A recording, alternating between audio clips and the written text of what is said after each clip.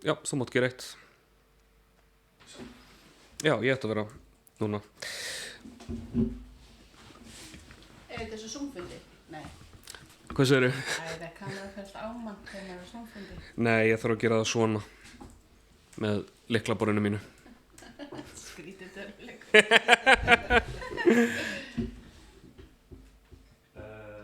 Nei, við erum sem að þeir njúta. Nei, við erum svona. Típist fyrir annað barn. Áttu mörg systkini? Nei, eitt. Eitt, já. Alltaf lendi í þessu. Aha. Þegar þú varst að taka podcast með foreldruðinum. Hét bara ekki podcast í þá daga. Nei, þá hét það samvera. Já, byrju, ég ætlaði að vera í mynd. Hæ, ég heiti Stefán, þetta er podcastið mitt. Þetta er ekkert að þakka og þetta er Lóa. Hæ. Hæ. Já, kannski. Já. Svona. Já, í þessu podcasti þá er ég að taka viðtal við fólk sem ég finnst töff eða og áhugavert. Í hvaða flokk er ég? Bæði. Ég var að segja, annað barn, ég er alltaf að reyna að fá hrós. Já. Já, ég er yngsta barn og ég er líka alveg sjúkur í viðurkenningu og hrós. En það er kannski líka bara að þú veist, að því að við erum náttúrulega bæði skemmtikraftur og listamenn og ég held að það geri það enginn með heilbrigða sjálfsmynd. Eða kannski málarar. Ég get alveg ímyndað mér að þau hafi sum hver eða hvað. Já, örugglega einhver. Svona inn á milli er einhver með þokkalega sjálfsmynd. Ég reyndi bara hitt einn eðlilega málara. Ok. Það er stelpa sem er mér í skólanum. Já. Hún er svo ótrúlega eðlileg. Ég hef aldrei vitað annað eins. Hvernig farnaðist henni í myndlistaheiminum? Hún er meira núna í svona skrifstofustörfum í myndlistarheiminum. Hún er ekki aðmála. En Já. ég var einmitt alltaf eitthvað, veistu ekki aðeins of sein fyrir þetta? Í þessu podcast, já, núna ég. Í þessu podcasti förum við ítarlega yfir viku gestarins og síðan leggur hún fyrir mig eitt vandamál og ég leysi það og síðan má hún spyrja mig að hverju sem er en ber engin skylda til þess.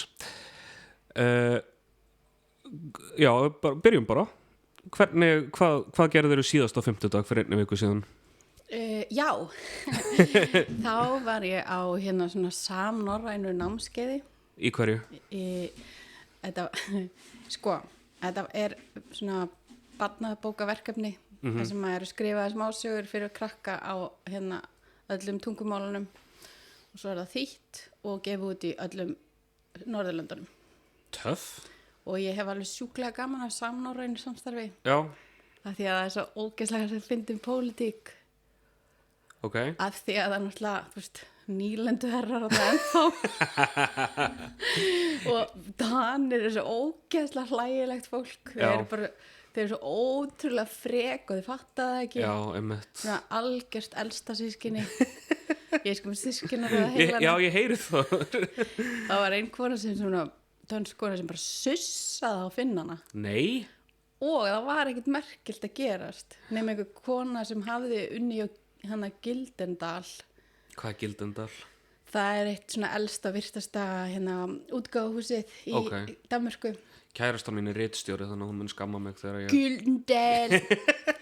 Já, og hún sussaði bara fullorðna konur. Jesús. Já. Mér líður líka eins og sko finnar sé með mestu svona post-colonial komplexana af, þú veist, mér finnst finnar vera meira svona litlir í sér að hafa verið nýlenda svíja heldur en, eða voru þeir nýlenda svíja? Nei, ég held að þeir hafa verið meira undir Rússum. Meira undir Rússum, já. En ég veit að, sko, ég fór í eitthvað svona, þegar ég var 18 ára, í eitthvað ungmennaskipta dót og þar var sænskur finni og finnskur finni og þú veist, einhver sem ólst upp nálægt Svíþjóð og talar þá sænsku og finnski finnin sagði að þeir eru allir svo merkilegir með sig þessir sem að alast upp nálægt Svíþjóð og hafa sænsku Já, sko, en samt tala sænski finnar sig sig sem minnilegt hóp. Einmitt. Það voru sænski finnar þarna bæði vei, það er alltaf. Já, og ég hef eignast alltaf sænska finna vini. Já, er það bestu skandinavanir? Já, ég fann sko finnska Arndísi Þórarins Ok. Og ég ætla að kynna þær. Geðvegt. Er þetta á Íslandi? Nei, þetta var í Kaupmannahöfn. Já, þú varst í útlandum? Jep, þetta var svona backdoor. Leiðaði að monta på því, nei. Já, sko, þetta byrjaði á því, ég sat í herbergi og var eitthvað svona, að þetta er eiginlega alltaf bara miðaldra konur og þetta leit út frá að vera mjög svona skólhært affair. Þanga til að finna þetta mætt of seint og í litrikum fötum og ein bara leit út í svona norn og voru ógeðslega fyndnar og skemmtilegar og háværar og ég var bara yes. Er þetta bara konur sem að Nei, einn samískur maður eða drengur eiginlega. Barnabækur virka alltaf, ég er ekkert inn í barnabókaheiminum, það virka alltaf á mig eins og smá svona feminine geiri. Er það rétt lesið? Það er ekki bara því að vera borgað. Já. Og einmitt. Það má ennþá, nei, ég veit það ekki. Þetta er, ég held að hluta til séða vegna þess að rosalega margir barnabókahöfundar eru kennarar. Já. Sem skrifa barnabókabækur í launaða sumarfríinu sínum. Make sense. Yes. Það er eitthvað svona fylgni þar á milli, ég ætla ekki að fullyrða það. Og konur eru mjög oft kennarar. Eða kennarar eru mjög oft konur menni. Já. Áhugavert. Fimmtudagur, já. Já, við fórum út að borða. Hvert fóruð þið? Og já. Ég var óslega hrædd að finnski útgefandinn hefði fært sig af því það var svo mikið táfýla af gönguskónum mínum. Og ég gat ekki hlusta á neitt sem hinn manneskja að segja því ég bara ég vonandi sé lyktin á matnum. Nei, ég vonandi ekki lyktin á matnum. Þannig að þið sátu saman fyrst og síðan svo færði konan sig og það var alltaf gjós upp eitthvað svona ógeðslega svona mikið svona innilokunar tuskufíla. En Anna, sko ég ætla ekki að gaggrina þig, en Anna akkur varstu í gönguskóm og akkur tókstu gönguskóm flögstu í gönguskóm? Já, af því að ég er svona pökkunarpervert. Ok. Og ég vil bara fara með pínlítið farangri, eiginlega engan og ég verði svona reið við flíkina sem ég nota ekki í ferð. Þannig að ég var eitthvað og svo bara systir mín, sko, ég var fyrst með systir mín í Gautaborg sem fór ég að því að ég bauð henni í afmælisgjöf að koma með mér á sýningu. Hvaða sýningu? Írló Míkland sem teiknaði Astrid Lindgren bækurnar. Ekki allar, ekki Línu. Sú kona fyrirfór sér og margir segja að það hafi verið erfitt að vinna með Astrid Lindgren en ég ætla ekki að kenna henni það. En það er maður kemst að ýmsu þegar maður fer á samnorræn barnabóka, já. Það er slúðrið. Já, þetta er gamalt slúður. Já, en við fórum á þessa sýningu því að hún teiknaði Mattit og Betu, veit ekki hvort þú munir eftir þeim? Ég man ekki eftir þeim. Það var með systur og okkur fannst það alltaf vera við þegar hún bönn. Og hún var 50, þannig ég hugsaði nú þarf ég gefin eitthvað almennilegt. Já. Og Gautaborg er dásamleg. Já. Ég hef farið þangað og ég fór þangað til að fara á uppistand með James Acaster. Já, ég sá Heckler's Welcome snemma á turnum og síðan sá ég það á HBO núna daginn og þetta er geðveikt spesial og Hófi, kærastan mín, gaf mér vínilplötu líka af Heckler's Welcome sem er tekið upp í Kettering þar sem að James Acaster. Já, er það? Þannig að ég er mjög spenntur að hlusta á hana og þetta er tekið upp á sitconum stöðanum. Sko eina ástæðan fyrir að ég myndi vilja vera fræg er að fá að fara í Off Menu. Það er svo gott podcast. Það er svo gott podcast. Ég er alltaf að búa til matseðla. Ég var sko að hugsa hvort að það ætti að vera eitthvað þannig tengt. Já, endilega. Já. Ok, en hvað borðuðu þið á fimmtudeginum Anna í Köpen? Við fengum smjördegs, svona, ég veit ekki hvað það heitir. Það er svona smjördeg fyllt með sveppum. Ok. Svo fengum við ofsoðin fisk sem þótti mjög einkennlegt í matarborginni Kaupmannahöfn. Var það hvítur fiskur, bleikur fiskur? Hvítur fiskur með einhverju brúnni sósu. Og ég hugsaði James Acaster þegar ég valdi mér eftirrétt. Já. Af því ég valdi mér cheese board og var bara, hvað er ég að gera? Af því að valið stóð á milli osta eða crème brûlée. Og ég svaraði spurningunni vitlaust hvað vildi ég eftirrétt og var ógeðslega narti ost og svegt að horfa á hina bara krembrulei en ástæðan fyrir ég er að ég eitraði næstu fyrir sjálfur mér á gamlárskvöld með ofdekkadendu eftirrétti já og ég var hrædd ég hefði eitrað fyrir gestunum mínum að því það er svo mikið eggjum í þessu og þetta er svona hálfbakað já og ég vaknaði bara í eitthvað svona angist og svitakasti þannig ég var eitthvað, nei, enga eftirrétti fyrir þig tóku til í desember ok, þannig að það er 50 dagurinn já, og þá borðaði ég ost í eftirrétt og það er ræðilegt við skila okkur í James var alltaf svona reyður ef fólk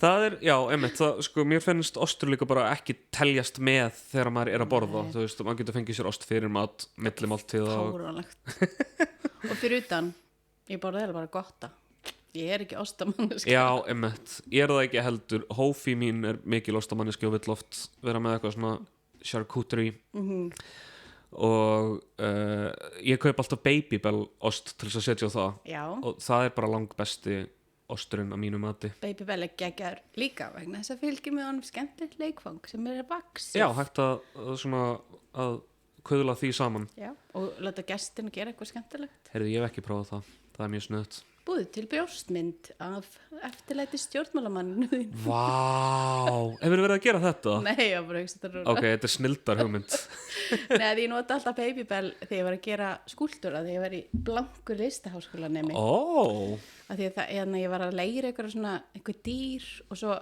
áskotnaðist með fullu kassa af gervitönnum og það var slúlega gott að nota Babybel vaxið og tróða tönnunum í það já, og þú fékkst þá líka máltíð út úr því Gett. Hvernig var föstudagurinn síðasti?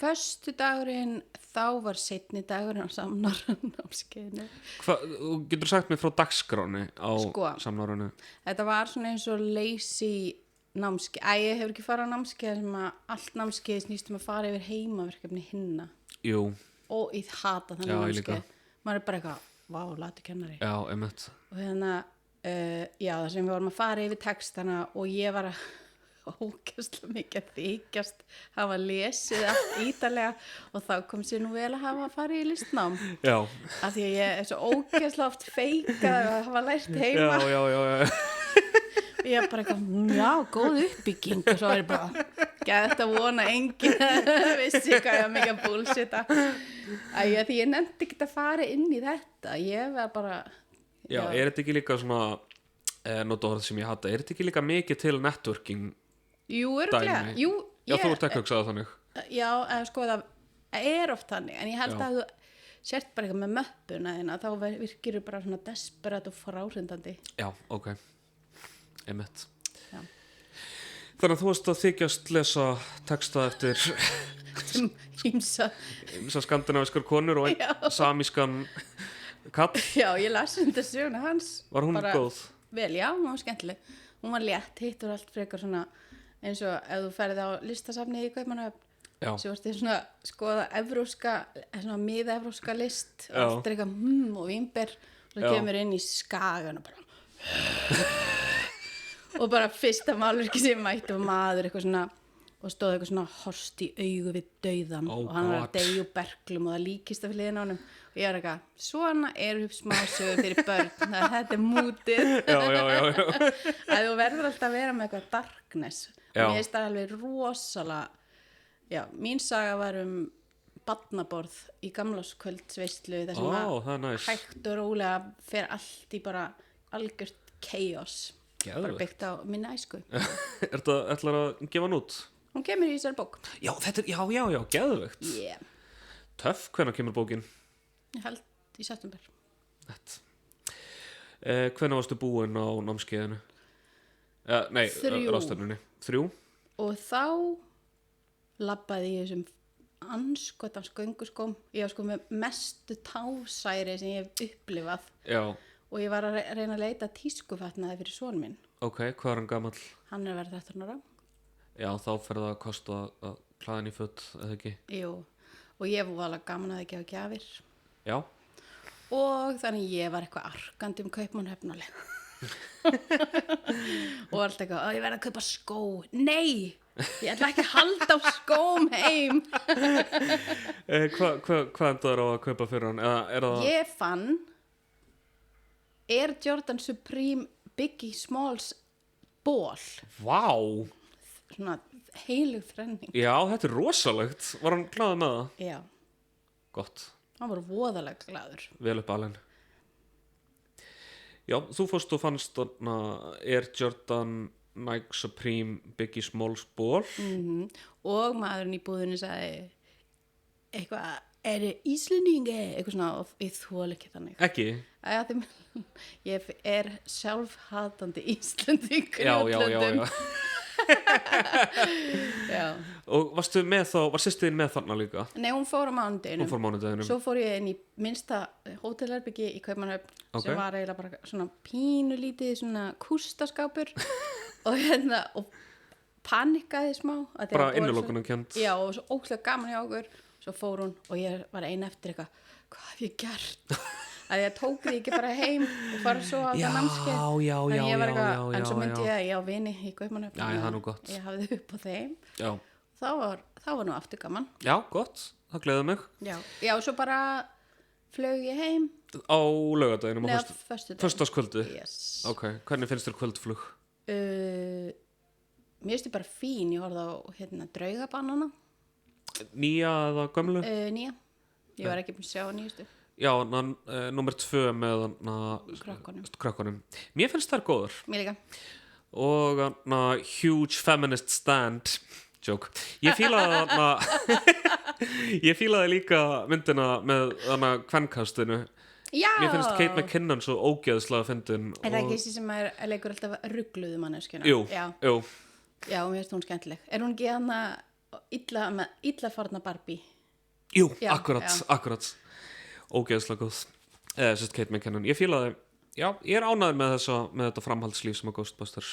Já, ég líka, þetta var gott, gott fyrirbæri. Já. Ég fann þegar ég var flutti íbúðina sem ég bý í, þá upp á Háalofti, þarna Háalofti yfir allir blokkaríbúðinni. Og þar fann ég Ghostbusters kalla.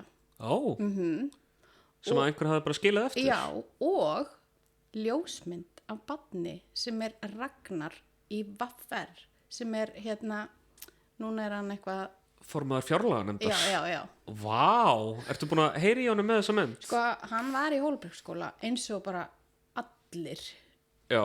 Eins og Gísli Marteinn og Rúnar Freyr og Svavar Pétur heitinn og Gísli Berg, framleiðslustjóri RÚV held ég. Ég ætla ekki að fullyrða það. Skarphéðinn. Já, Skarpi, einmitt. Já, þetta er allt lið úr skólan sem ég var í. Ég var ekki með þeim skóla, það er eldri, en ég man eftir þeim. Einmitt. Systir mín sem er eldri en ég, hún, ég veit hver Raggi var og systir mín á myndafanum, það sem hann með trommukjöð í nefin og heldur svona óstum ekki að trommukjöðum og ég er mjög mannglögg, þannig að þegar ég fann, og sko svona ljósmynd, þá var ég bara, þetta er Ragnar. Vá. Og ég sendi systir mínu myndina og hún sendi á hann. Og ég veit ekki alveg, en ég held að hann hafi verið bara nei takk, ekki senda mér þessa mynd. Er hún ennþá heima hjá þér? Já, með ískapnum og svo lengi, þá getur ég bara voðalega þetta einkennilegt. Já. Hvað hugsa Ragnar í Vaffer á hverjum degi? Já, í ískapnum til þess að varðvita hana bara. Já, svo myndi ekki tínast í óreiðunni. Já, til þess að myndi ekki tínast? Já. Okay, ég held kannski að einn daginn myndi hann átt að sjá því hvað væri gaman að fá þess en svo kannski fínt að því kannski mun hann rukka mig Ghostbusters-leikvöngin og ég vil ekki láta þau af hendi. Nei, einmitt. Já, hann átti þau sennilega. Transformers talstöðvar og síðan hann að Boglins sem er svo goblin stafurugl. Okay, það eru ógeðslega skemmtilegar, örgulega krabbameinsvaldandi handbrúður, svona 80s leikföng sem að, svona dót sem maður bara þráði en vissi ekki hvað er hægt að fá. Og Ragnar Þór, talsmaður Lítilmagnans átti svoleiðis? Mögulega. Úlfur í Sauðskeru. Já. Sauðageru. Er það Sauða? Ég hef ekki hugmynd. Ok. Þannig að þú ert að landa kannski miðnætti, eða komin heim miðnætti á föstudegi. Og er það þá bara beint upp í rúm? Ég man það ekki. Ok. Manstu hvenær þú vaknar á laugardeginum? Svona kannski 10. 10? Hvað tökum við? Það er virkilega góð spurning. Jú, ég fór í Palestínugönguna. Já. Klukkan 2. Var góð mæting, ég var einmitt að vinna, annars ég er góð manneski. Það var ógeðslega fyndið, það var mjög góð mæting, en það var rosalega fyndið, fólk sem þurfti einmitt að fara eitthvert. Ég heyrði svona, fólk var svona tilkynna, ég kemst því miður ekki lengur, svona ég sé eitthvað dæma, þú ert vondur! Var einhver með kladdan eins og vanalega? Já. Bara ásökunar kladdin hana, já, það var mjög fyndið, ég tók eftir alveg, þú veist, oftar en 2 allavega, þar sem einhver var að, svona, vera með eitthvað svona, hvað heitir þetta, leyfi, vottorð, já. Foreldra sínum. Það var ógeðslega gott. Já, við fórum í það, svo fór ég ógeðslega skemmtilegt kaffiboð hjá foreldrum mínum. Ok, nice. Af því þau hittu gamla vini og sko, þau bjuggu í Gautaborg, af því pabbi minn var að læra þar. Hvað lærið pabbi þinn í Gautaborg? Grafíska hönnun eða auglýsingateiknun. Nett. Sem hún hét þá. Og þau bjuggu þar og rosalega blöng og þau bjuggu í húsi sem átti að rífa, þess vegna var það svo ódýrt. Og ég og sýstu mín fundum húsið, það var ekki búið að rífa það. Oh my god. Og hverfið sem var bara eitthvað svona gamalt svona hverfi fyrir fátækt fólk, sem fátækt fólk bjó í Gautaborg. Og svo var það bara, þú veist, 60s var það bara eitthvað svona klámbúlu stúdentakverfi. Núna er þetta orðið að eitthvað svona en quaint og whimsical. Já, þetta er bara búið að gentrifæja. Og við fundum húsið þeirra, tókum myndir og gerum svona reenactment myndir af því að pabbi tók svo mikið ljósmyndum. Þannig að bjóst þú í Gautaborg með foreldröðunum? Nei, við vorum ekki til. Þetta var fyrir eitthvað tíð. Þannig að við fórum þannig smá svona pílagrimferð og svo bara til þess að enda ferðin okkar þá á þessum laugardegi eftir Palestínugönguna. Og við erum bara komin á laugardag, ég er búin að lofa að tala ekki of mikið. Þú ert að tala mátulega mikið. Ok, gott að einhversi fylgst með þessu. Já, þá sem sagt förum við í kaffiboð hjá foreldrum mínum sem er mjög skemmtilegt fólk og gamlir vinir þeirra. Og Óli og Inga eru gamlu vinir þeirra og þeir bjugga á Svalbarða í mörg ár. Á Svalbarða? Af því hann er ísaldar jökla sérfræðingur, eitthvað svo leiðis. Þeir eru bæði vísindamenn, ég held að hún sé plöntulíffræðingur og hann er eitthvað jökla jarðfræðingur. Ég mynda með að séu svona 3 störf í boði í heiminum fyrir ísalda jökla öll á Svalbarða. Og hann fór bara svona, það þurfti ekki mikið til að gera en hann fór að segja okkur sögur af hvítabjarna svona ævintýri og þetta var bara svona eins og að vera barn og mamma og pappi spennandi vini og hann fór að segja rosalega skemmtilegar sögur og alltaf þegar ég borðaði epli, ég get ekki borðað epli lengur alltaf þegar ég borðaði epli þá hugsaði ég Óla af því að hann sagði sögu því á krakki af því að hann fór úr kjálkalið af því að hann ætlaði að taka svo stóran bit af epli bróður síns og þeir voru í strætó og ég bara, þetta fylgdi mér alltaf þannig ég hef alltaf verið hrættum að opna munnina mér of mikið þegar ég var svo hrættum að fara úr kjálkalið í strætó. Hann hlýtur að vera með eitthvað svona fokkt liði þá eitthvað. En já, hann var sérst að segja okkur bara þegar hann var fastur inn í einhverjum kofa með manni sem heitir Finnbogi og einhver risastór hvítabjörn sem var ekki hægt að losna við. Oh my god. Og þetta var fáránlega skemmtilegt. Mér finnst ég hafa heyrt, ég selði ekki dyrunni kefti það, basically allir á Svalbarða eigi byssu og séu alltaf með byssu bara ef skýja kynni. En það má sem deil ekki skjóta þá. Okay. Þú hræðir það bara í burtu en þessi lét ekki hræða sig. Ég heyrði daginn eitthvað svona rímu hvernig maður ætti að bregðast við mismunandi björnum á ensku. If it's black, attack. If it's brown lie down. Lie down, já. If it's white, good night. Já, þeir eru svo fljótir og þeir hegða sér svo ljón. Já, þeir svona stolkamann og bara hlaupaðir og þetta var svo ótrúlega skemmtilegt og hann var svona já, þetta er svo óvenilegt. Hvað var hann lengi fastur í sem kom?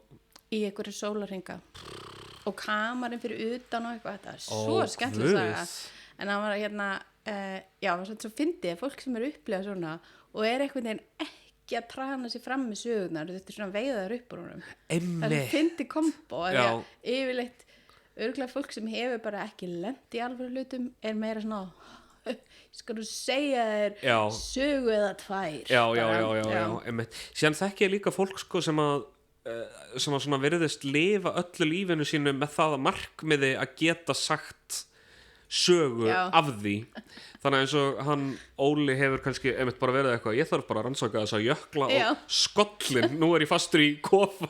Það það sem kemur fyrir. Það er þetta að setja kæjanpipar í eldstæði til þess að fæla hann í burtu og svo lágu bara einhver hlátskasti eða eitthvað svona hoppandi ísbjörn. What the fuck? Það var ótrúlegt og ég var líka bara hvað? Að því ég var líka, já, nú næs að fara í kaffi. Já. Mjög skemmtilegt. Og var Árni og hvað heitir sonuðin? Fróði. Var Árni og Fróði með? Nei, Fróði var með vinu sínum og Árni var á fundi frjálsa fjölmiðlun. Okay. Við skiptum sér liði. Já. Það er okkur langaði að báðum að fara á báða viðburðina. Já. Þú fórst á frjálsa Palestínu, hann fór á frjálsa fjölmiðlum. Já, við varum fulltrúar. Já, frá Laugarnesveginum. Já, fulltrúar frelsisins. Sendum fulltrúa á báða viðburði. En já, við leyfum sín okkar að bara velja svona því að ég er á móti því að ákveða fyrir hann hvað. Já, líka 13 ára. Já, hann er þetta ekki orðið 13 ára. Já, ég fekk að velja. Já. En lukk mín. Nákvæmlega. Lifir draumnum. Og hvenær er kaffibóðið búið, heldur þú? Ég man það ekki. Alltaf leið. En morgunin þá fengum við lítinn gest og ég var svaklega gaman að börnum. Veitu, á morgunin sem næsta morgun? Nei, morgunin á laugardaginn. Já, ok. Þannig að systir Árna kom með vínarbrauð og þannig. Og saman með farangurinn. Eitthvað svona tengt. Já. Ég fór með afganginn úr morgunverðabóðinu í kaffibóði, þannig ég labbaði niður allan Laugaveginn með svona vínabrauð sem var svona, eitthvað svona þæfast í töskunum minni. Ef einhver býður, ef að þú fær gest sem kemur með snakkpoka eða eitthvað og klárar ekki snakkpokan og segir, vilt þú ekki eiga þetta? Svari mitt er alltaf nei. Taktu dótið þitt með þér, ekki skilja það eftir heima hjá mér. Já, ég ger það yfirleitt, en það er stundum með bara yfirbugaður. Já, einmitt. Sumir eru líka betri í því að neyða mann til þess að hún kom þá með dóttur sína, systur. Nei, barnabarnið sitt. Barnabarnið sitt. Það er rosalega skemmtlegt barn og ég hlæjað öllu sem hún gerir, en það er við með henni mestu mátar. Gott. Hvað er hún gömul? Hún 2 ára. Skemmtilegt. Já. Hvað borðar í kvöldmat á laugardeginum? Ég man það ekki. Alltaf leið. Mér finnst ekki gaman að ákveða hvað er í kvöldmatinn, þannig ég held að þetta sé einhverju svona, já. Hver eldar meira á þínu heimili? Eða er það? Árni. Árni? Já. Næs. Er hann góður kokkur? Annars þurfum við bara kartöflur. Já. Er hann góður kokkur? Hann er mjög góður kokkur. Gleði mig. Já. Og er eitthvað fleira sem þú gerir á laugardeginum? Ég bara man það í alvörun ekki. Alltaf leið. Og svo bara allt í einu man ég ekkert hvað ég ger á sunnudaginn heldur. Ég ætlaði sko bara að skrifa þetta allt niður. Já. Svo ofhugsaði ég þetta smá. Mér finnst gott að það kom inn á milli og munir ekki eitthvað. Já. Ég gerði svona pröfu af þessu með mattavinu mínum. Já. Og hann á 2 lítil börn og hann myndi ekki neitt, þú veist. Hann er bara í fullri vinnu og 2 lítil börn, þannig að lífið hans er svona, þú veist, hver dagur er svolítið svipaður þeim á undan, þannig að hann hafði svona grófa hugmynd hvað hann gerði yfir vikuna, hann gæti ekki staðsett neitt á ákveðin dag. Nei. Svona, ég fór í vinnuna, ég lék risaðlu með Sóleyju, var það á mánudegi, var það á miðvikudegi, ég veit það ekki. Já, það ert líka bara svolítið mikið að lifa af á ákveðnum aldri barna. Já, já.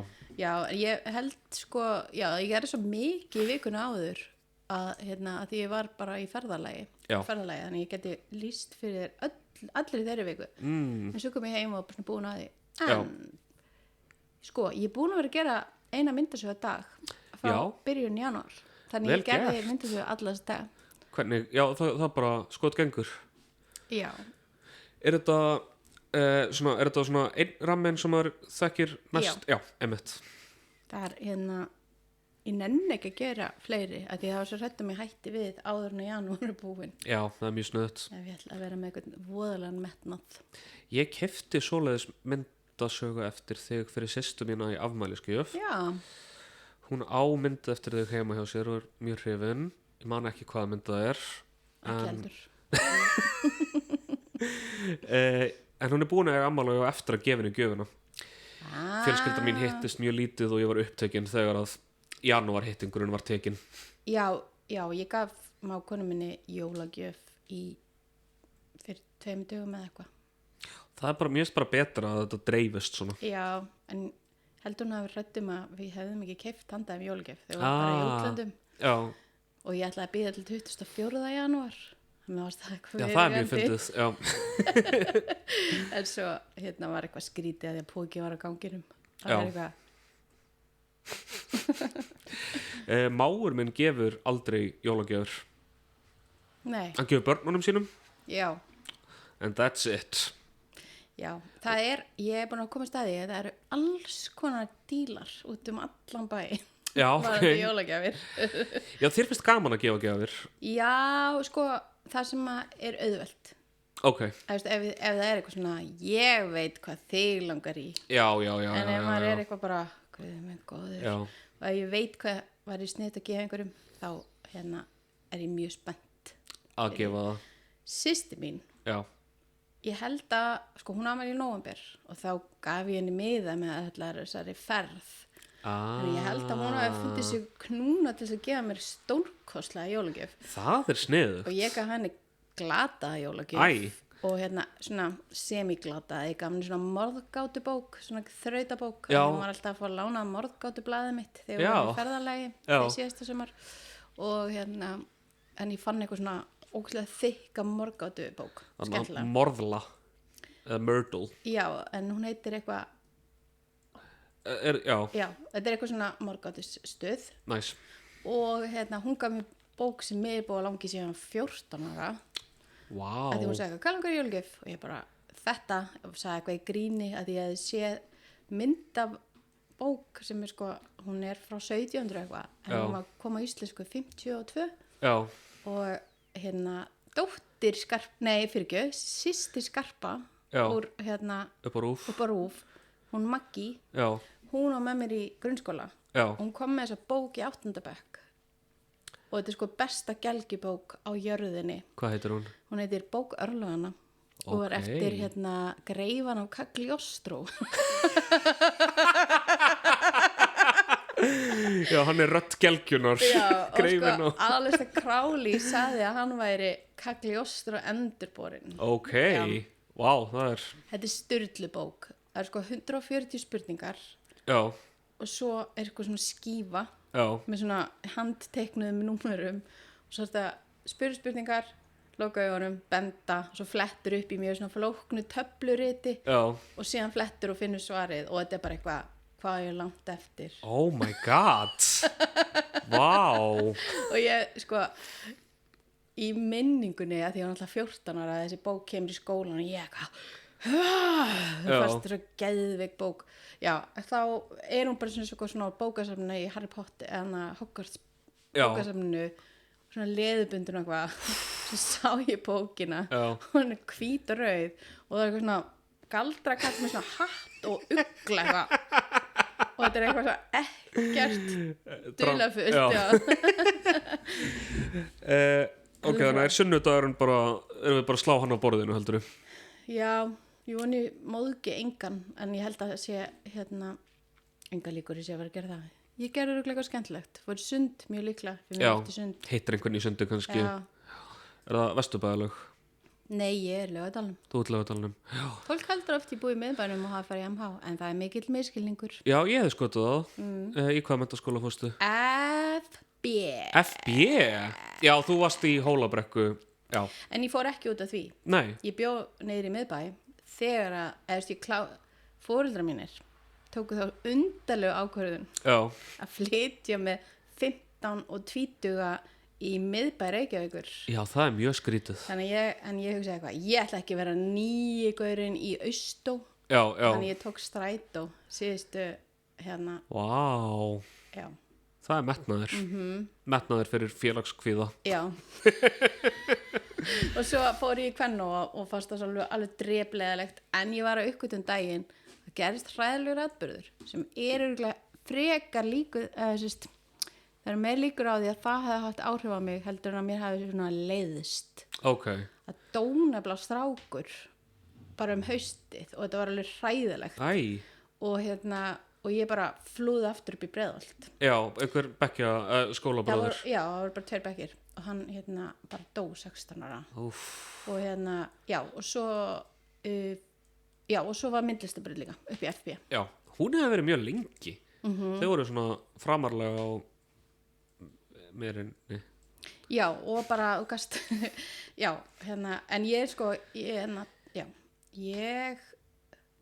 það er ógeðslega fyndið, ég hef fengið rosalega litla hvatningu af myndlistakennurum. Okay. Og alltaf að tala við mig svona eins og ég sé bara á rangri hilli í lífinu, já.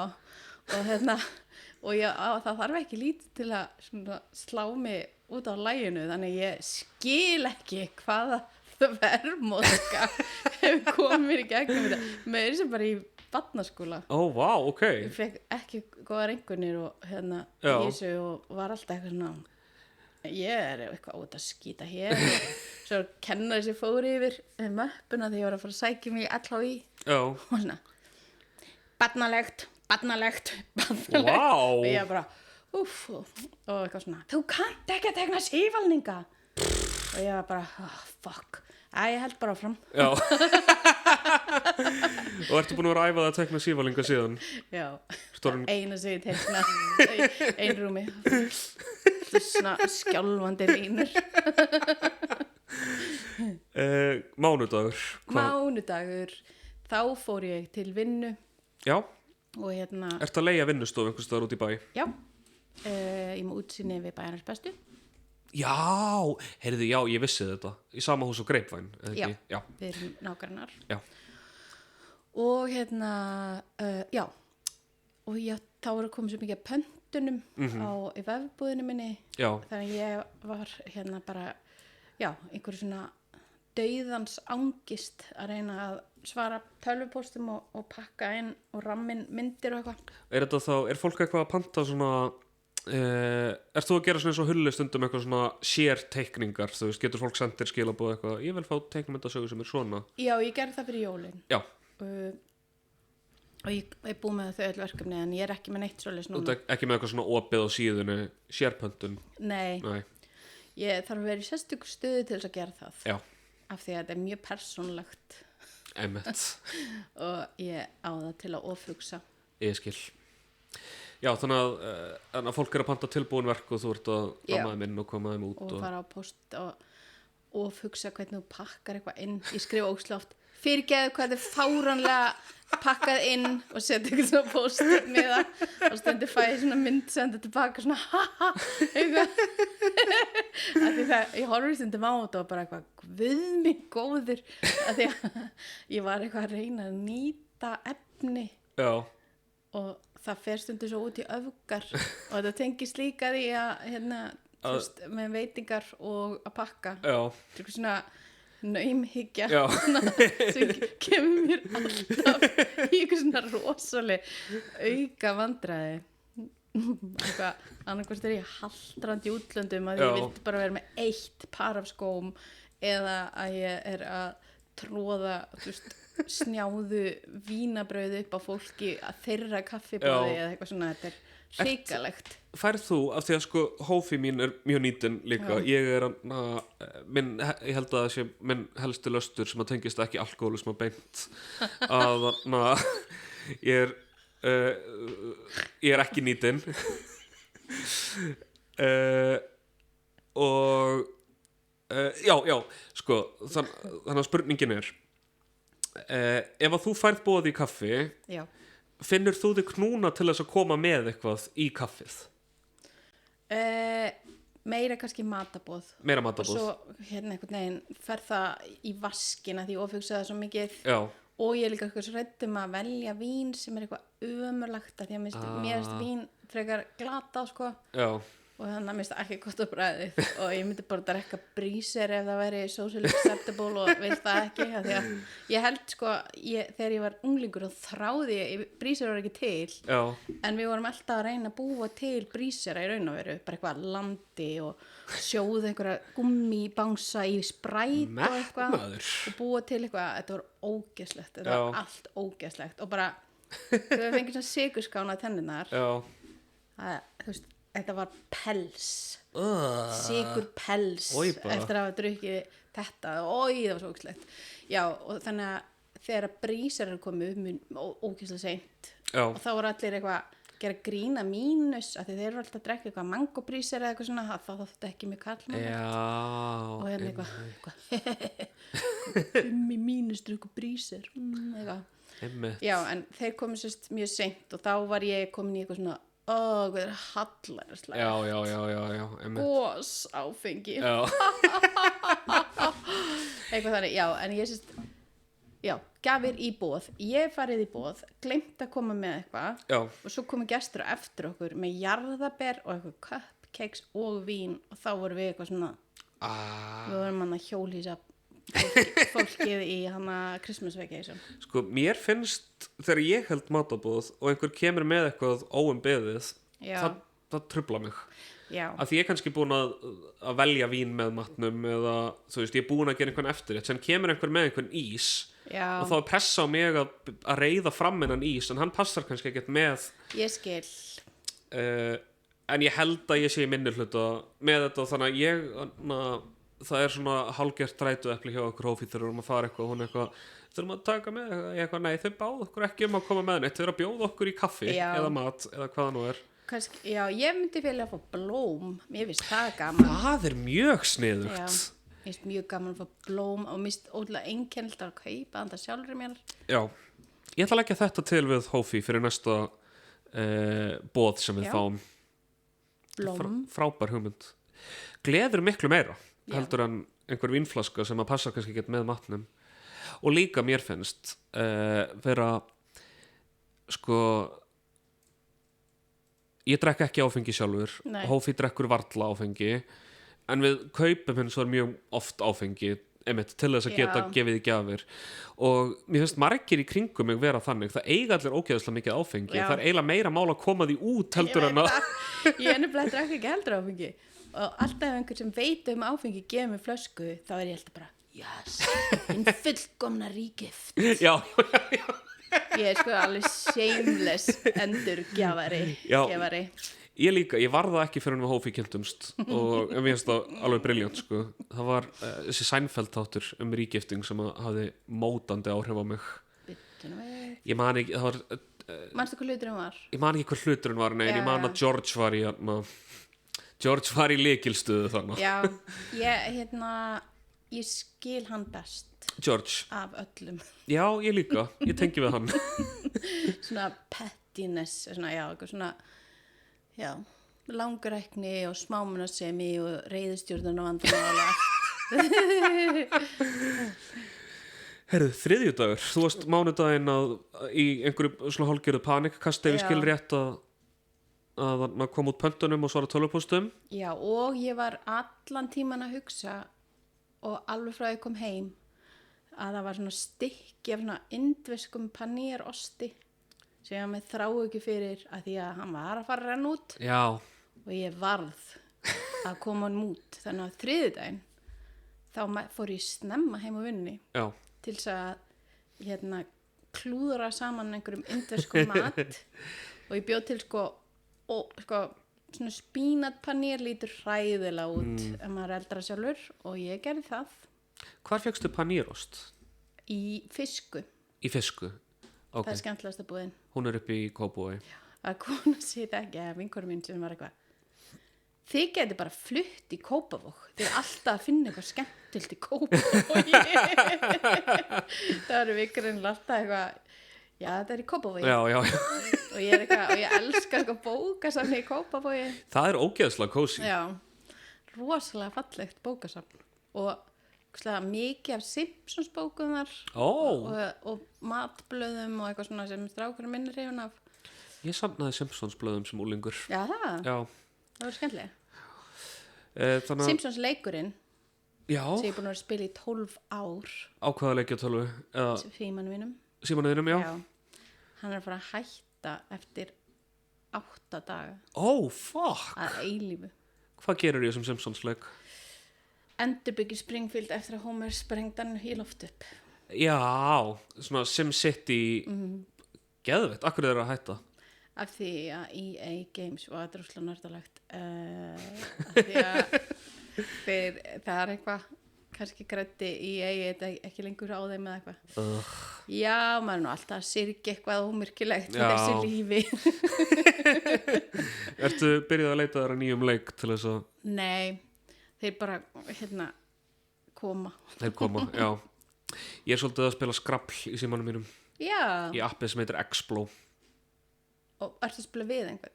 Já, ég er mest að spila við fyrrum yfirmann minn. Ég var að vinna hjá Indó Sparisjóð í rétt rúmt ár og ég var þá og ég og minn fyrrum framkvæmdastjóri fyrirtækisins skröflum 1 til 3 leiki á dag. Vá.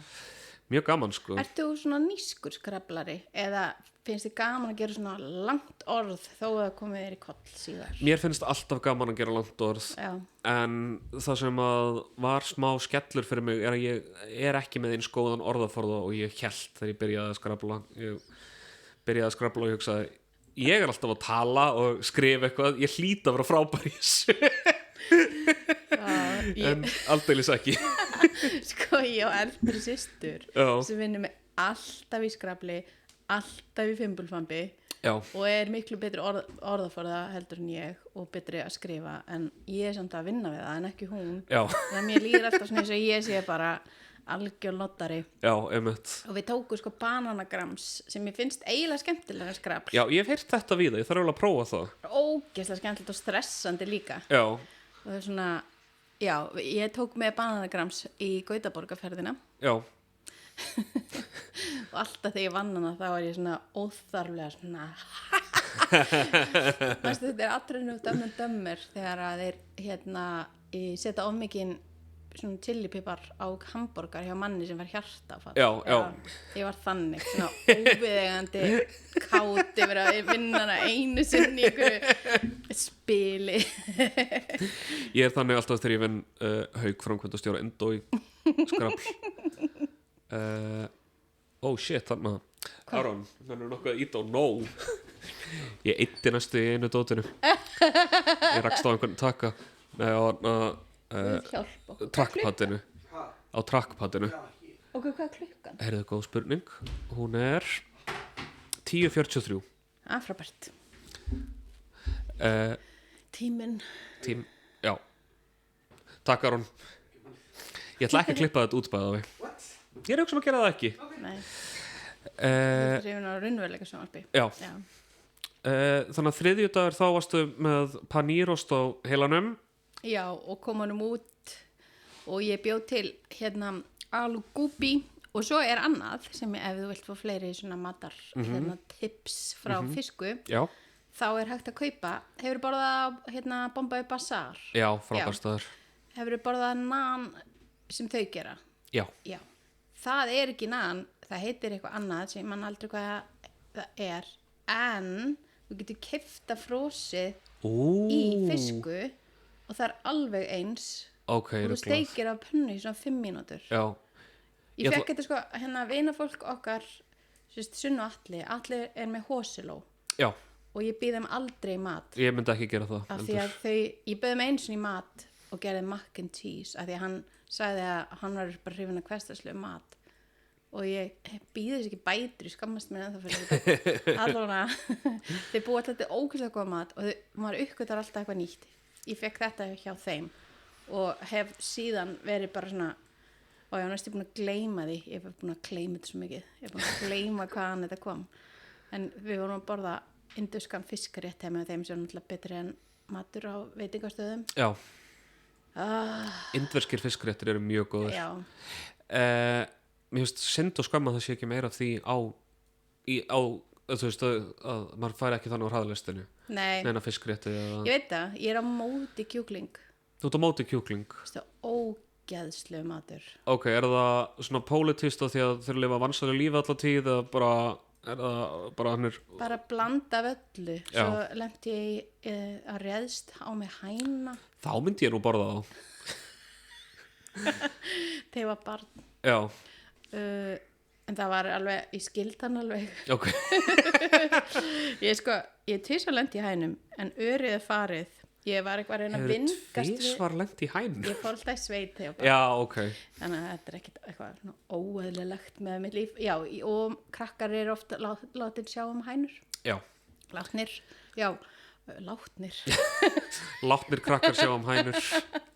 Já, ég var eitthvað að reyna að vingast við hænurna með frænku minni og það er ekki hægt. Hún goggaði svo harkalega í mig að ég fekk ör. Og hinn hænan, ég var að reyna að reka þær út úr fjósinu. Já. Og hún ákvað að það væri ekki það sem hún vildi gera og hún flögraði og ég hef aldrei séð hænu flögra svona hátt og svo lenti hún á hausnum á mér og læsti klónum á sér og ég með svona tagl. Já. Þannig hún bara svona þræddi sig inn í hausnum á mér og svo var ég bara svona og hænan að garga.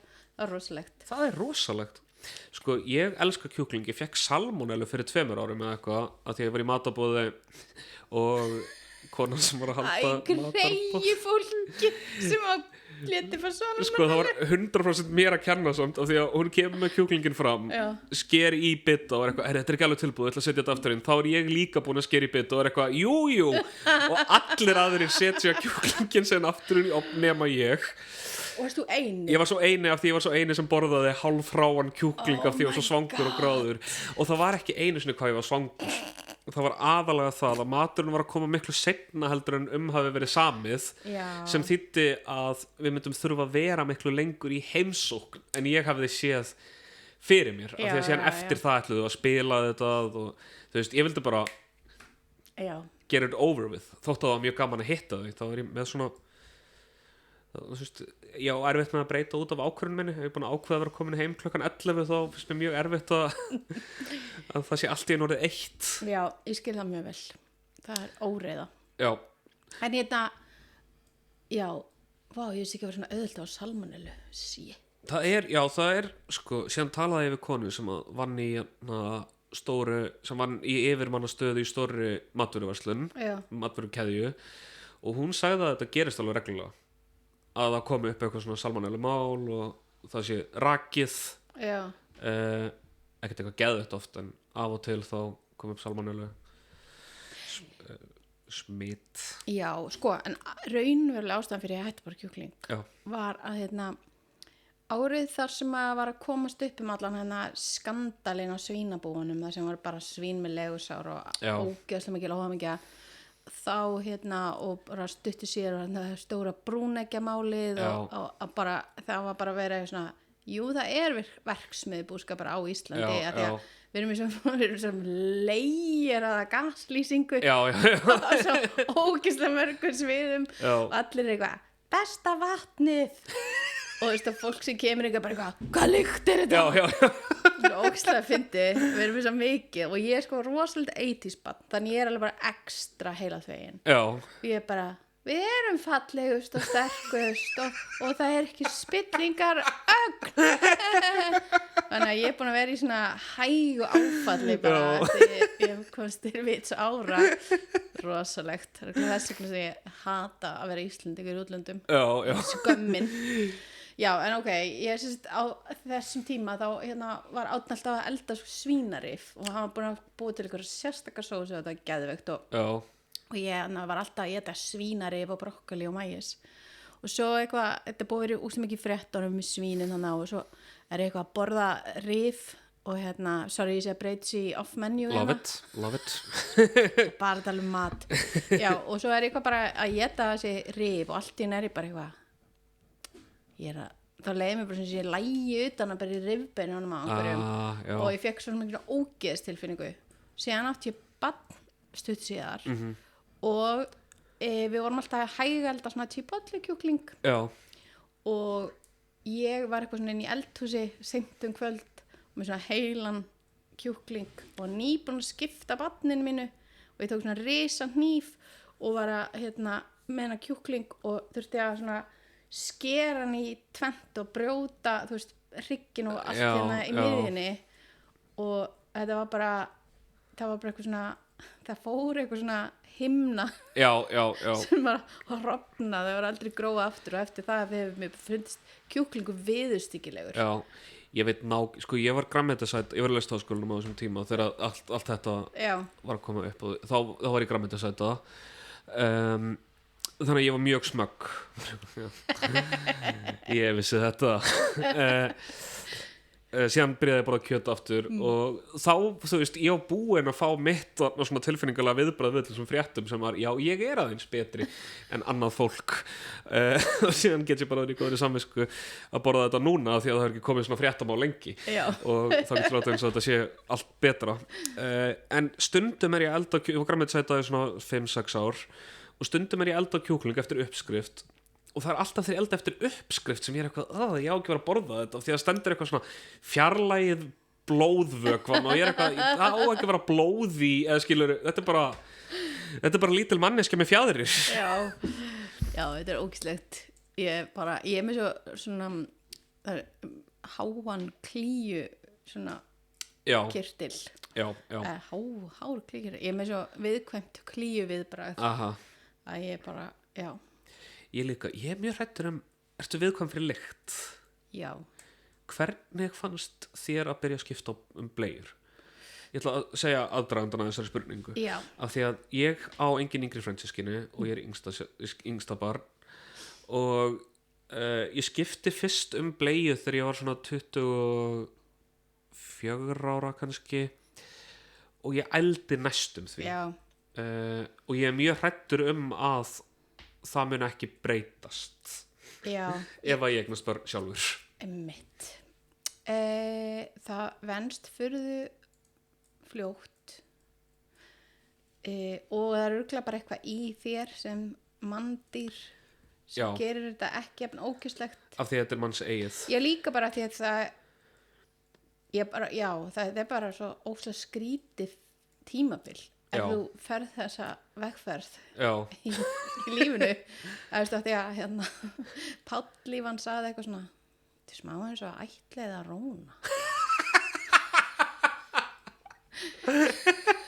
að við áttum sko við áttum vona að barna á sama tíma á svona 2 fjölskyldur og vorum í einhverju djóki að veðja hver myndi eiga barnið undan og við veðjum svona Snickers 6-pakka eða 4-pakka eitthvað og við unnum takk og þá svo bara ræddu við þetta því við vorum bara í svona sama ástandi en ég held að það sé eitthvað svona með þessa lykt að þú þolir hana betur og ég var svona moment að ég var eitthvað svona líf mitt þegar ég fann að það fór svona gubbuna og lagðist svona yfir allt baki svona niður, þú veist, í hnjásbótina einhvern veginn, nésbótina ég var ekki að mér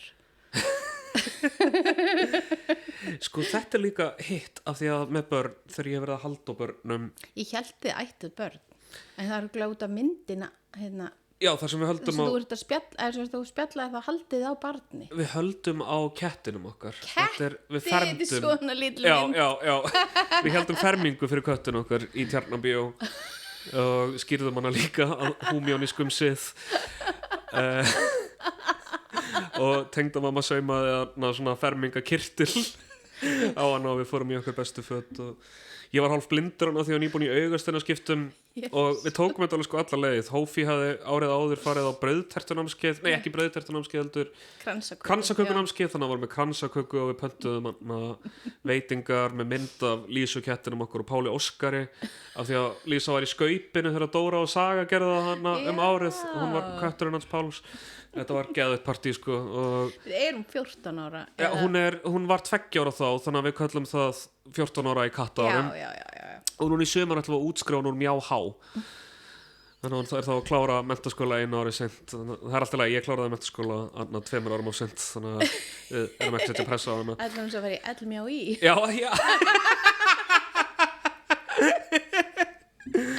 Já, ég ætla ekki að setja hérna að pressa á hann að fylgja í fótspor föður síns. En já, sko, Hófí, það er fullt af börnum í kringum Hófí og hún er ekki með neina, hún ólst upp í sveit, bara á Bóndabæ, þannig að, þú veist, hún er ekki með neina klíugirni, þú veist, henni finnst sem ég bara ekkert ógeðsleg og ég er einhver svona pjattaður vesturbæingur, þannig að hliðin á henni. Og það eru mörg börn í kringum hana fyrir vestan og þú veist, svona eins og hún er með litlu frænku sinni eitthvað og er að hjálpa henni að borða og þú veist, gefur henni bit og stingur sér sjálf upp í sig eða eitthvað því að hún er að sanna að þetta sé ekki ógeðslegt, ég veit það ekki, og maður sér foreldra gera þetta, taka sleiki og frá barninu sinu og setja hann upp í sig og því að praktíst og mér finnst það svo mikill viðbjóður sem maður slef á börnum, halda á barni og þetta fer ekkert af öllum sko. Ég var alveg sé klíugjarna foreldra. Já. Ég hef aldrei verið klíugjöt gagvart mínu barni. Okay. Og ekki eiginlega svona börnum sem ég þekki vel. Okay. Ég er mest alltaf að fá þeirra hór á andlitað á mér einhvern veginn. Já. Ég er ekki en ég var einu svona vinna sem ég var að skipta á ókunnugum. Já. Og ég á svona minningu sem að samstarfskona mín var að skamma mig basically fyrir að vera aumingi og ég sá mig svona í baðherbergisspeglinu, ég var bara svona náföl og ég þurfti bara að nota alla mína krafta til að æla ekki yfir alla þarna. Já, einmitt. Ég minnst allt svona voðalega erfitt. Ég var líka á frístund í smástund eftir skóla sem ég var í stuðning við strák og það kom einhvern sem þetta var 6 og 7 ára gömul börn stundum að pissaði einhver á sig. Já. Og ég alltaf þegar að gerist þá bara reif ég í strákinn sem ég var að stuði og bara gunnaði út og bara eitthvað, þetta er ekki, ég er bara með hann. Já. Það stendur ráðningasamningnum mín. Já, ég var líka í frístund og mér varst alltaf erfitt ef einhver fikk sár af því að ég fæ ógeðslega skrýtna tilfinningu aftan í lærin. Já, og mér svimar ef ég sé blóð. Ok. Og það leiði yfir mig þegar að barnið mitt við gata hausinn. Ó, vá, ok. Það er ekki gerð fyrir, samt fór ég alltaf í sveit en ég var kannski bara harðar af mér sem barn. Já, einmitt. En já, það var nú þriðjudagurinn. Það var þriðjudagurinn. Miðvikudagur, það var í gær. Það var í gær. Já, í gær þá fór ég í vinnuna og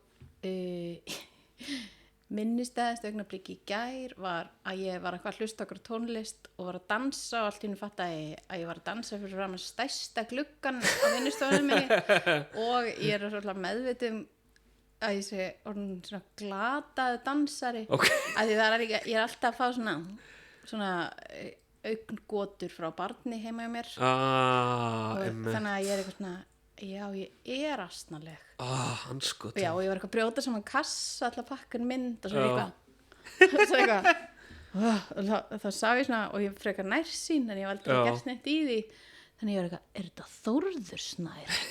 Er hann að horfa á mig dansa með kassa? Og fekk svona þetta er ekki gott en ég veit ekki hvort það var Þórður Snær eða hvar augun á honum voru já.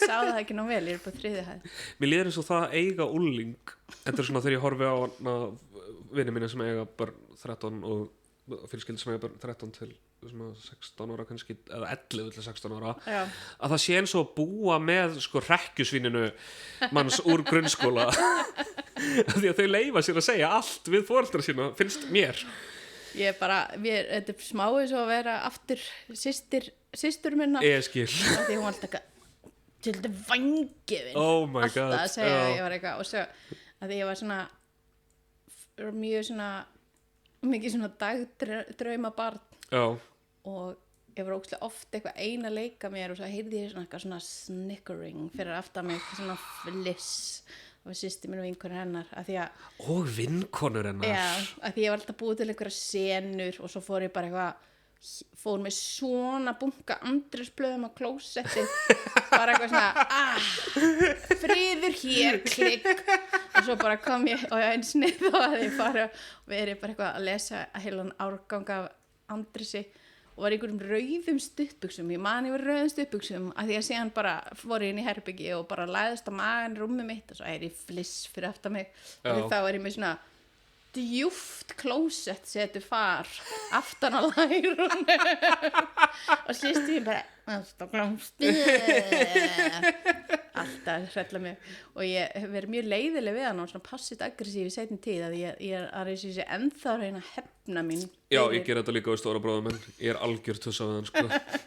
að því að ég var alltaf að reyna að finna upp á einhver svona ég var alltaf eitthvað svona reyna að finna upp á eitthvað og hún var mjög svona stóískur krakki og amma sagði eitthvað allt sögu á okkur þar sem við vorum að horfa á barnasjónvarpið og systir mín satt eitthvað svona og ég var að gera eitthvað svona slá í andlita á henni og amma eitthvað, hvað ætlar ekki að beða hann hætta þessu og systir mín eitthvað nei, hún hætti bara að hún fær leið á þessu þegar hún hefði svona endalaus að þolinmæði og það var aldrei eftir að koma henni á jafnvægi og hún gæti bara sagt eitthvað og ég bara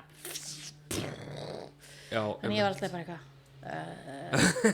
belja, það virkaði það var bara, það var alltaf einhver stríði og hérna af hverju var ég að tala um þetta dansa astnalega, eiga ungling já, heyrðu, þegar ég var að segja hann hvert ég var að fara þá sagði hann Stefán, já, Dungu já það er gott það byrja að heilsa þér já, takk fyrir það, ég byrja að heilsa honum það var svo gott uppistand já, takk og hvað borðar í kvöldmandi ger?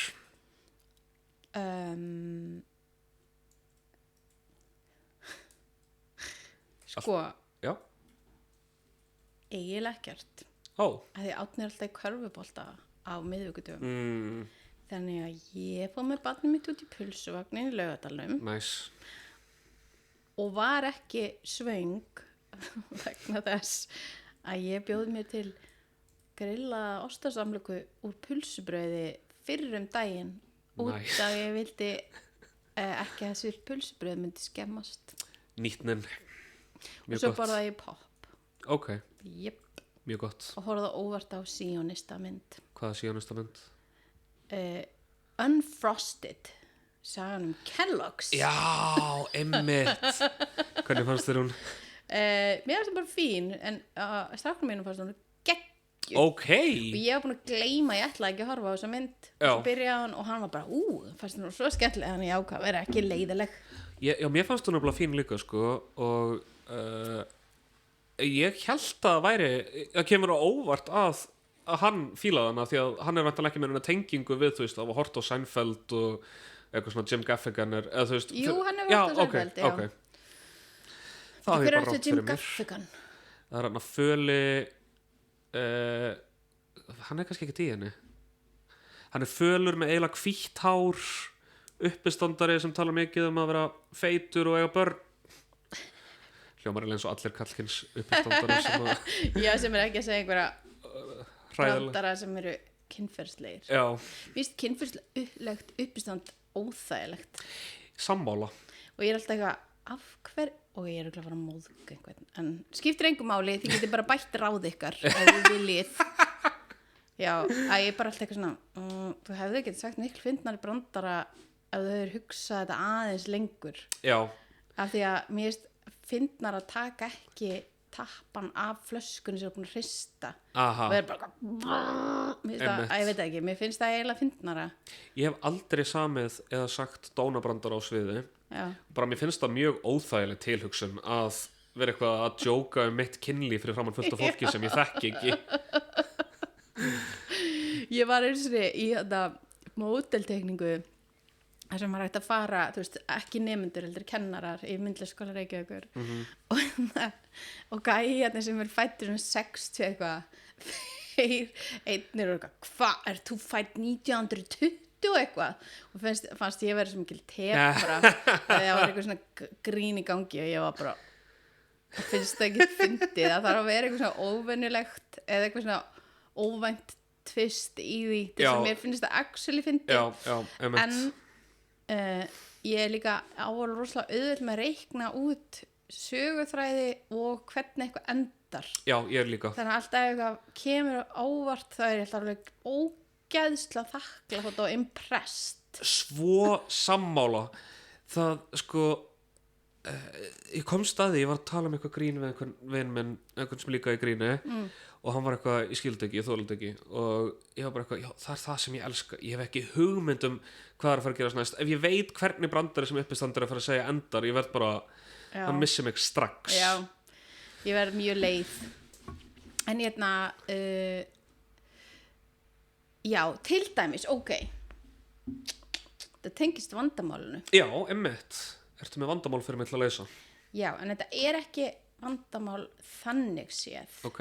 Sko, ég er búin að hugsa alveg mjög mikið. Það var eitthvað svona, hvað myndir, að máttu bara elda úr 3 hráefnisvörðum? Nei, eyðeyja. Og ég bara, hugsaði þetta alveg mikið. Já. En ég hugsaði, út af því að mér veist leikurinn Ríðardrepa giftast mjög skemmtilegur. Já, sammála. Eftir formatið. Já, þannig ég ákvað að ég er búin að eyðileggja þetta samt að því að ég ætlaði ekki að segja þér hvað leikur og verið þú ætti fyrst að velja 3 manneski ég var að gleyma því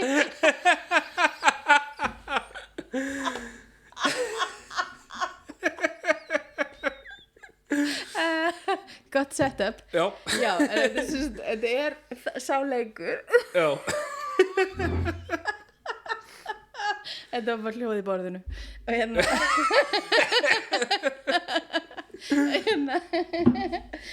já, ok þá vel ég bara fyrir þig ok hinn sígildi Sigmundur Davíð, það er alltaf gott að hafa hann með í Sammála. öllu og ég hef hann grunaðan að vera gjörningalistamann en það mun bara koma í ljós síðar allt bendir til þess hundarnir, hakkið, skótnir selahljóðið bara everything, það er bara hljóðverk það er performance ljósmyndaserja, þetta er bara ótrúlegur ferill já, ekki eldri manni já, ok Sigmundur hver var í góð típa líka Inga Sæland, já, það er gott að velja bara stjórnmál kýla upp alltaf kýla upp 100% já. Og Þorgerður Katrín viltu breyta einhverju? Nei, þetta er flott ok eitt er þú ert fastur með þeim í kistu í mánuð eitt annað er þú þarft að þú byrð til hlaðvarp með viðkomandi og það slæri í gegn og þú getur ekki hætti þannig þú þarft að hafa ekki sinnaði mörg ár og eitt er að drepa og elda og borða Vá að þetta er gott format en mér finnst óþælt alltaf að ímynda mér kynmög við viðkomandi ég er alltaf hrifin á þeim parti og mér drepa líka að vera eitthvað svo mikið það er svo easy auðvelt, já sko, mér finnst það mjög auðvelt að segja að ég myndi vera í kistu með Þorgerðu Katrín í mánuði það er ekki best lykt af henni það er örugglega best lykt af henni hún er grönnust af þeim og ég er smá bútaður líka þannig að mér líður svo bara svona eitthvað pláss að gera þá væri praktískt að vera með Þorgerði fram með Sigmund og Ingu getur líka svona sopnað í hárinu já, einmitt og þú getur yfirheyrt hann kúlulánin já, það væri mjög skemmtilegt ég ætla að segja sko hlaðvarp með Sigmundi mér finnst Inga Sæland ógeðslega fyndin og ég elska að hafa hana í Kryddsíldinni og Kastljósinu og allt það og hlusta á hana öskra á fólk en ég hef áhyggjur af því að eftir kannski svona hálft ár að ég myndi ekki hafa neina stjórn á því hvert þátturinn færi og líka sko, þetta er ekki gegn Ingu Sæland persónulega, bara svona ég þekki konur eins og hana og ég veit bara ég á engan séns ef við erum ósamála ég skil, já mér líður eins og ég gæti miklu frekar rifist við einhvern gaur eins og Sigmund eitthvað og já, þú veist Inga Sæland myndi bara svona skamma mig og ég yrði bara lítið barn aftur og líka ég hef minna álit á Sigmundi heldur en Ingu Sæland þannig að það væri auðveldara fyrir mig að valda honum. Ef það var með Ingu, það væri örugglega bara Já, einhverjum einasta þætti. Já.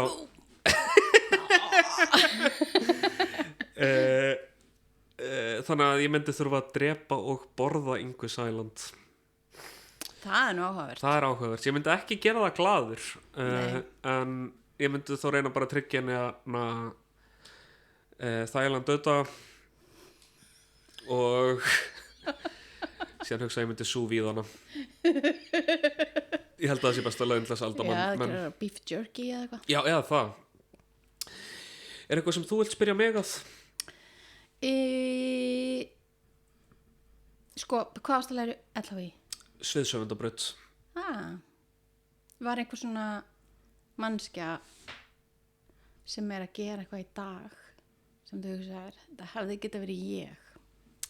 Sko, þegar ég sótti í Listaháskólann þá var ég í ljóðahóp með Matthíasi Tryggva. Í ljóðahóp? Já, hann hét Fríyrkjan. Já. Og Matti var að hugsa að fara í sko þú veist, lögfræði eða tölvunafræði eða eitthvað. Sko. Og hann var á Indlandi þegar að skilata kom og ég sannfærði hann að sækja og ég fór með umsóknina hann sendi mér hana, ég prentaði hann út ég gæti verið dramatúrg Þjóðleikhússins, ég fór með hana og ég falsaði undirskriftin hans og skilaði inn möppunni og síðan náttúrulega eins og allir það byrja 20 menn þá lappa ég inn í Listaháskólann fyrsta daginn og hugsa, jæja, hér verði ég stjarna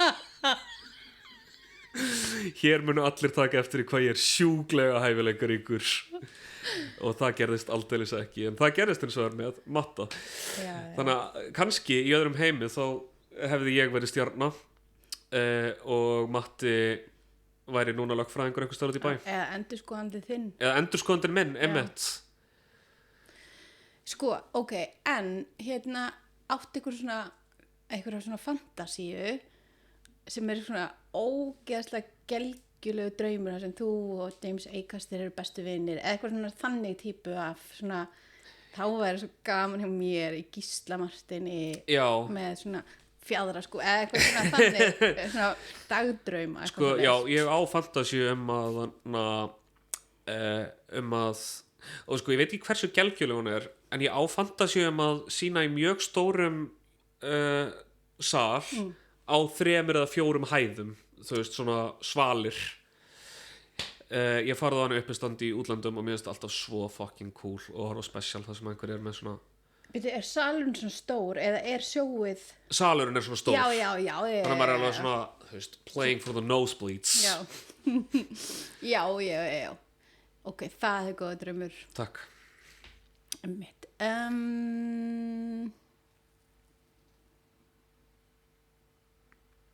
Skammastu þín fyrir eitthvað?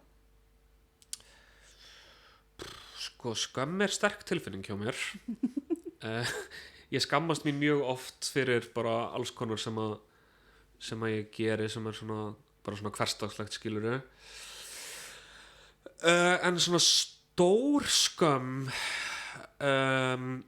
náttúrulega ég óvirkur alkohólisti þannig að ég skammast mín fyrir svona framkomin að gangvart foreldrum mínum þegar ég var í því